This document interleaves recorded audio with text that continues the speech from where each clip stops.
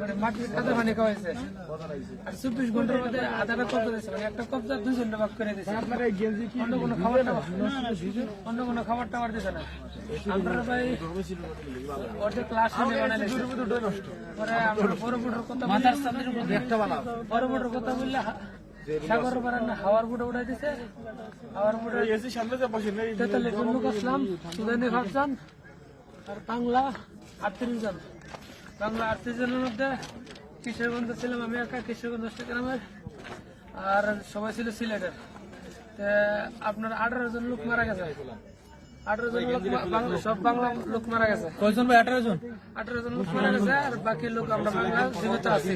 মারা যাওয়ার পর তাদের লাশ কি ফেলাই দেয় সমুদ্র ফেলাই দিয়েছে। লাশ আমরা রাখছিলাম 2 দিন, লাশ পুচ্ছে গেছে লবণের পানির কারণে, লাশ পুচ্ছে গেছে। আমাদের অবস্থা দেখেন কি অবস্থা, আমাদের অবস্থা খুব খারাপ।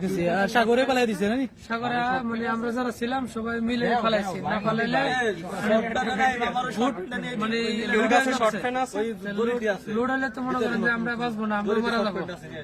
আমরা কোনো হেল্প পাই নাই, যার কারণে আমরা লাশগুলা যারা ছিল সবাই মিলে মানে সাগরে ফেলাই দিছে। লাশ পৌঁছে গেছে ভাই, কি করবো? দুর্গন্ধ থাকতে পারতেছি না। দুর্গন্ধ না, যদি দুর্গন্ধ থাকে আমরা তেমনি লাশ, যদি আরো রাখি তাহলে আমরা সবাই মারা যাবো। তাই যারা ছিল আমরা জীবিত সবাই মিলে ফেলাই দিছি। আর সুদানে যে ড্রাইভার আমরা লাগাতারি করছে মে পাড়ায় আমরা হেরা কোনো আমরা স্যাটেলাইট ফোন দেয় নাই, স্যাটেলাইট কোনো জিপিএস দেয় নাই। দ্বিতীয়ত এরা সুদানি ড্রাইভাররা বলে সুজা বলে তো সার্ভে তো সুজা যাবে ভাই, 1 কিলোমিটার গেলে তার কোনো কিছু টাকা দেয় না। কোনটা দেশ কোনটা কি, ভুবন্তসাগর তো বিশাল বড়।